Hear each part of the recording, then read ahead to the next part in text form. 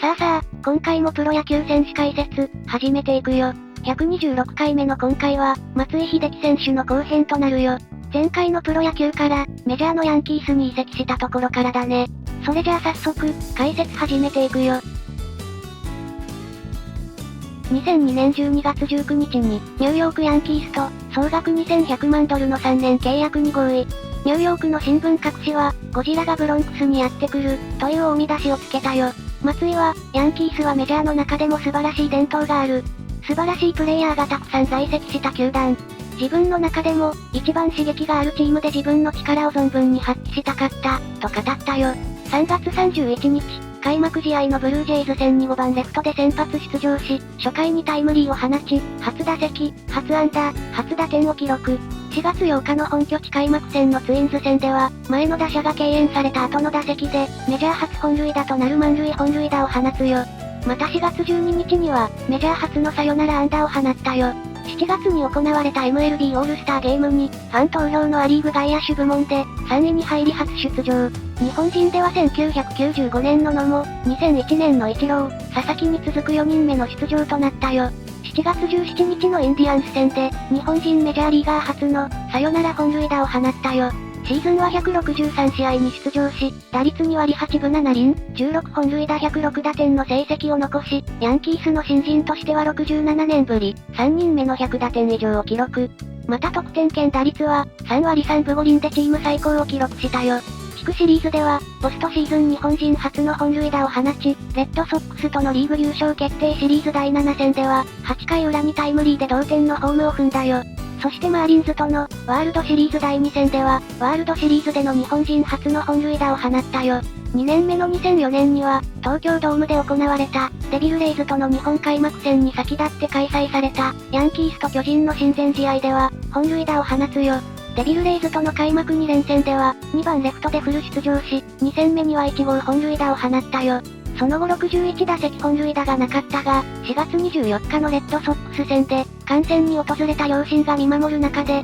第2号本塁打を放ち、日米通算350本塁打を達成。そして前年より早いペースで本塁打を量産し、6月4日には、前年より早く10号本塁打に到達。6月19日、20日のドジャース戦ではメジャー移籍後初の2試合連続本塁打を放ち、前半戦で前年を上回る17本塁打に到達。そして7月15日には、日米通算1500試合連続出場に達したよ。また8月7日のブルージェイズ戦で、メジャー移籍後初の2打席連続本塁打を放ち、シーズン後半には4番打者に定着。この年は162試合に出場し打率2割9分8厘、31本塁打108打点を記録し、日本人最多本塁打を達成。2005年の開幕前に松井は、本塁打王のタイトル獲得にも意欲を見せていたが、202打席連続本塁打なしという不調に陥るよ。誕生日の6月12日には右足首を捻挫し、途中交代するも、DH での出場も挟み出場を続け、20日には自身3度目の週間 MVP を受賞。7月28日には、メジャーデビューから425試合連続出場の新記録を樹立。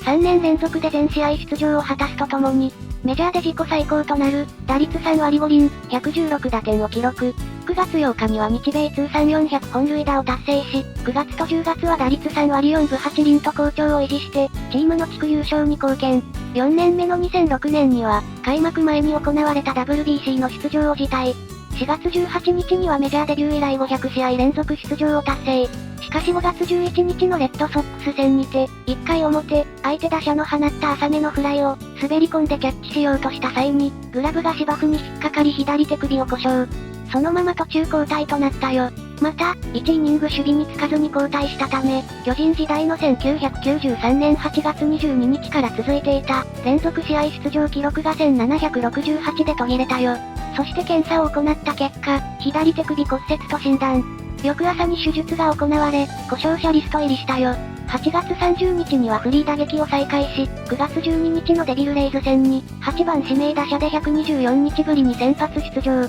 シーズンは最終的に、51試合の出場で打率3割2厘を記録したよ。5年目の2007年は、4月7日のオリオールズ戦の第1打席目に一塁へ走った際、左太ももに違和感を訴え、第2打席目の直前で首脳陣は代打を告げ、翌日故障者リスト入り。MRI 診断の結果、左太ももの軽い肉離れが判明したよ。4 4月23日に出場選手登録され、同日のデビルレイズ戦へ16日ぶりにスタメン復帰。そして5月6日のマリナーズ戦で、日本人メジャーリーガー2人目となる、日米通算2000本安打を達成。日本から駆けつけた、名球会会長の金田の目の前での快挙達成で、名球会入りを果たしたよ。7月に入ると28試合で打率3割4分5厘、28打点、13本塁打、31得点はリーグトップ。そして8月2日には、7月のリーグ月間 MVP に選出されたよ。また8月5日のロイヤルズ戦で、メジャー通算100本塁打を達成。この年は143試合に出場し打率2割8分5厘、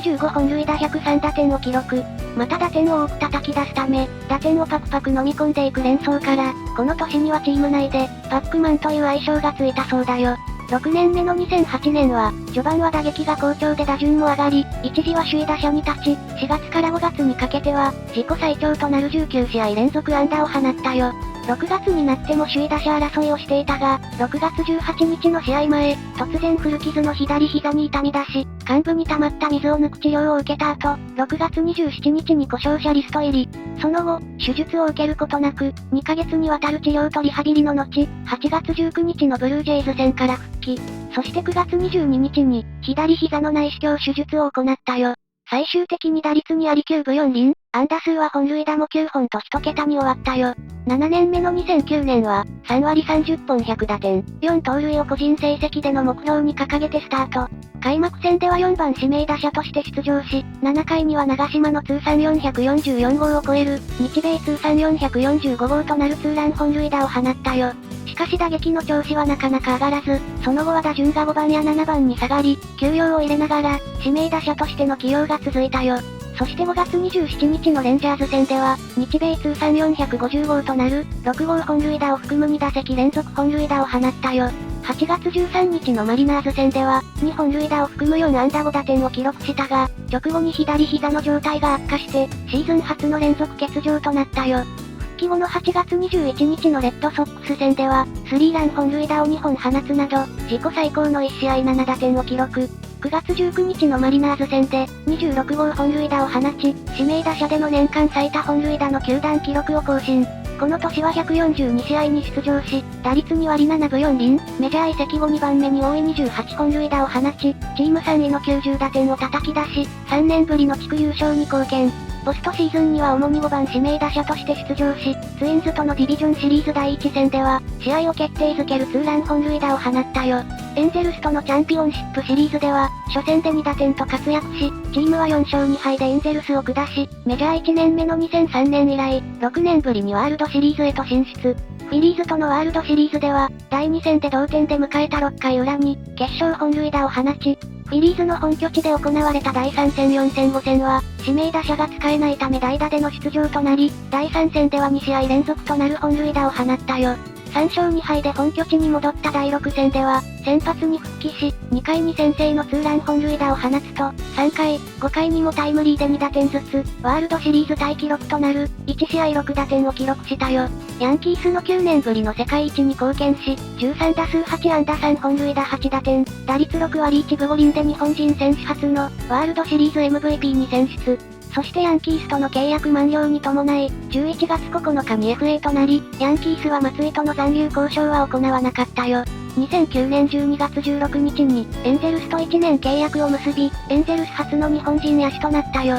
球団の赤いユニフォームから、日本のマスコミには、赤ゴジラと呼ばれるようになったよ。2010年の序盤は4番打者を務め、シーズンを通して、前年と同じ指名打者での出場がメインながらも、18試合ほど2008年6月以来となる、レフトの守備にもついたよ。4度目となる開幕戦ホームランを記録するなど、序盤は打撃好調で、4月13日には古巣のヤンキースと対戦。試合前に行われた、ワールドシリーズ優勝記念リングの贈呈式では、松井にもチャンピオンリングが贈呈されたが、元同僚が仕込んだ偽物で、試合後には本物が渡されるまで松井は気づかなかったそうだよ。4月26日のインディアンス戦では、メジャー通算1000本安打を達成し、その後の打席で、メジャー通算500三振を喫したよ。6月26日のロッキーズ戦では、満塁本塁打を放ち、メジャー通算150号を達成。しかし7月以降は、相手先発が左投手の際の起用を見送られることが多くなり、若手の起用が増えたことから、守備につく機会も減ったよ。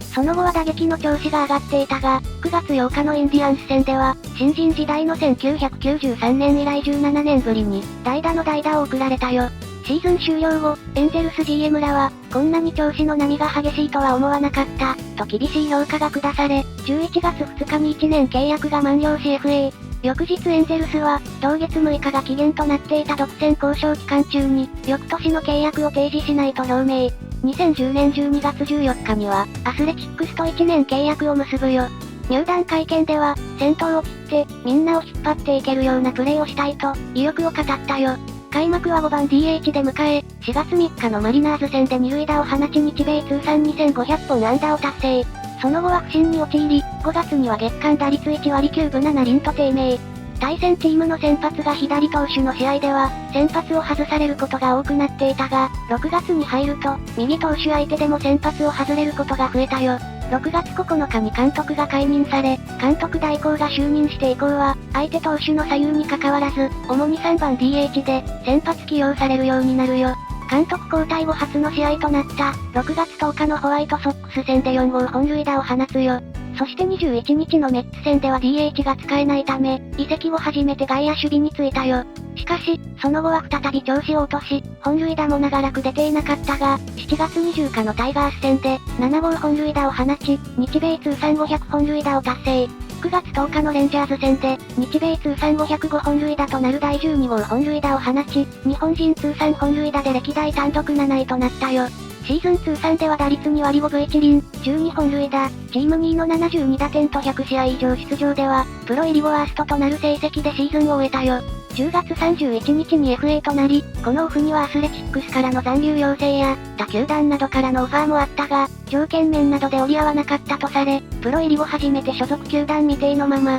年越しすることとなったよ。そして2012年は、年明けから古巣のヤンキースやドジャース、ブルワーズなど様々な球団が浮上したが、正式な契約には至らず、プロ入り後初めて、未所属のままで開幕を迎えたよ。2012年4月30日に、レイズとマイナー契約を結んだことが発表。5月1日にはマイナー契約としては、異例の入団記者会見を行ったよ。マイナーでは13試合で打率1割7分、0本塁打と調子が上がらなかったが、主力選手に故障者が相次いだチーム事情もあり、29日にメジャー昇格。背番号については、55は主力投手がつけていたため、35をつけることになり、プロ入り後初めて背番号が変わることになったよ。昇格当日のホワイトソックス戦でツーラン本塁打、さらに、6月1日のオリオールズ戦でもツーラン本塁打を放ったが、それ以降は本塁打なしに終わり、この本塁打が現役最後の本塁打となったよ。6月には一塁の守備練習をしたり、大量失点している場面で、投手としての救援登板を自ら志願する場面もあったが、外野手や指名打者、代打以外での出場機会はなかったよ。7月2日のヤンキース戦でライトの守備で、打球の目測を誤って落球した上、ファウルを打った際に左太もも裏を痛め、一度も打席に立つことなく、途中交代を言い渡され、それ以降、出場機会は激減。結局、7月19日のインディアンズ戦が、スタメンで守備についた最後の試合で、7月22日のマリナーズ戦が、スタメンとして出場した最後の試合、7月23日のマリナーズ戦の代打での出場が現役最後の試合となったよ。そして出場機会のなかった7月24日のオリオールズ戦の地に、監督から戦力外を通告されたよ。8月1日には本人の希望により自由契約となり、他球団からのオファーを待ったが、ポストシーズン出場のための移籍期限となる、8月31日までに獲得に動く球団はなかったよ。現役最終年となるこのシーズンは、34試合に出場し打率1割4分7厘、2本塁打7打点という過去最低の成績に終わり、退団後は去就について松井は、何も決めていない、としていたよ。そして2012年12月27日に、ニューヨーク市内のホテルで緊急記者会見を開き、2012年シーズン限りで、現役を引退することを明らかにしたよ。引退を決断した理由として、命がけでプレーし、メジャーで力を発揮するという気持ちで、10年間やってきたが、結果が出なくなった、と述べ、NPB 復帰を選択しなかったことについては、10年前の日本での自分の活躍を想像する、ファンの期待に応える自信を持てなかった、と説明したよ。一番思い出に残っていることはとの問いに対し、たくさんあるとしながらも、長嶋監督と二人で素振りした時間をあげたよ。自身の引退後については、ゆっくりしながら今後のことを考えたい、とし、同日、巨人オーナーは松井を将来的に、巨人の監督として迎え入れたい意向を示し、すでにヤンキースへの、コーチ留学を打診したことを明らかにしたよ。23年4月1日の午後に、内閣官房長官の菅が、記者会見で、日本政府が、国民栄誉賞を長嶋と同時に授与する方向で、検討していることを明らかにし、16日に国民栄誉賞の授与が正式に決定されたよ。同年5月5日、東京ドームで行われた巨人対広島戦の前に、松井の引退セレモニーと、国民栄誉賞授与式が行われ、内閣総理大臣の安倍から国民栄誉賞が授与されたよ。その後の始球式で、松井は巨人時代のユニフォームを着用し、長嶋を打者、巨人監督の原を捕手、安倍を審判に迎えて始球式を行ったよ。2013年5月30日にはヤンキースが、ホームゲームとなる7月28日のパドレス戦で、引退セレモニーを行うことを発表。そして7月28日に、ヤンキースと1日限定のマイナー契約を結び、この日のレイズ戦の試合前に、ヤンキースタジアムのグラウンド上で、引退セレモニーを行ったよ。2014年2月1日から13日まで、巨人の春季キャンプで臨時コーチを務めた後、2月19日から3月4日まで、ヤンキースのスプリングトレーニングで、ゲストコーチを務めたよ。5月24日には、アメリカ野球殿堂の記念試合に、ヤンキースの代表として出場。本塁打競争にも参加し、記念試合では本塁打を打つなど、3打数1安打1打点の活躍を見せたよ。そして2015年2月3日、4日の2日間にわたって、巨人軍の宮崎キャンプを視察。また2月5日から7日まで、沖縄県宜野湾で DNA のキャンプを視察したよ。そして3月11日に、ヤンキース GM 特別アドバイザーに就任。キャンプ地で GM 同席のもと、記者会見を行い、ヤンキースでは素晴らしい時間を過ごした。今度は若い選手の力になれるように頑張っていきたい。僕にとっても大きなチャレンジ、と抱負を語ったよ。また2016年も、ヤンキース GM 特別アドバイザーとして活動。4月5日には、ヤンキースとアストロズの試合にて、日本人としては史上初となる、ヤンキースタジアムでの始球式を行ったよ。2018年1月15日、野球殿堂博物館は、2018年度の野球殿堂競技者表彰、プレイヤー部門の検証者として、松井を選出したことを発表。松井はのもの45歳4ヶ月を更新する、43歳7ヶ月での最年少野球殿堂検証者となったよ。2018年8月5日から行われた、第100回全国高等学校野球選手権記念大会の開幕試合、星稜対桐蔭に先立って、星稜高校の OB として松井が始球式に登場したよ。そしてここからは、エピソードを紹介していくよ。松井とイチローは、タイプが全く違う選手だが、二人は同じ時期に日本に在籍し、メジャーリーグでもプレーをしていたため、ことあるごとに比較の対象となったそうだよ。新聞記事では、二人を、記録のイチロー、記憶の松井として対比。松井自身は、イチローと比較され続けることについて、正直、何とも思っていません。比較するのは二人以外のメディアやファンで、自分がコントロールできることではない。僕自身も、自分をイチローさんと比べることはしませんから、と語っているよ。1996年のオールスターゲーム第2戦では、9回裏2アウト走者なし、打者松井の場面で、前波の扇監督がイチローをマウンドに送ったが、前世監督の野村は松井に代打高津を送ったため、両者の対戦は実現しなかったよ。松井は、野村さんにどうすると聞かれたんで、どっちでもいいですと答えたら、なら変われと言われた。また、扇さんの遊び心が出たんでしょうけど、自分が監督ならやらないと思う。野手には野手、投手には投手の役割がありますから、と語っているよ。イチローは松井の印象について、愛嬌のある雰囲気というか、プレーそれぞれに憎めなさがある、と語り、一方で、松井とイチローという二人は、考え方もやり方も対極にあると思っている、とも語っているよ。2009年9月にイチローが、史上初の9年連続200本安打を達成した際には、松井は、球をバットの芯で捉える技術は大リーグでもトップクラス、イチローさんは常に、ファンを魅了することを意識しているのがすごいと語っていたよ。2012年7月、イチローがヤンキースに移籍した際には、アメリカでも二人の比較論が盛んに交わされたよ。イチローのヤンキース入りについて松井は、ヤンキースは常に戦力を厚くしようとしている。驚き？それはなかった、とコメント。一方のイチローは、ヤンキースで長く過ごしていたこと自体が、松井の選手としてのみならず、人間としての偉大さを示している、とコメント。2012年12月、松井が現役引退を発表すると、イチローは、中学生の時から存在を知る、唯一のプロ野球選手がユニフォームを脱ぐことが、ただただ寂しいと述べたよ。さあ、今回はこの辺にしておくよ。編集してみての感想は、圧倒的だったプロ野球時代、その勢いのままに乗り込んだメジャーリーグ。メジャー時代の前半は100打点を叩き出していたが、徐々に低迷していく。それでも試行錯誤を行いながら、メジャーにこだわり続けた。日本とアメリカでは文化など違う部分があって、うまく成績を残せなかった時もあっただろうけど、イチローと同様メジャーに名を残した偉大な選手だということは変わりはないと思うよ。てなわけで、今回はここまで。それでは、ご視聴、ありがとうございました。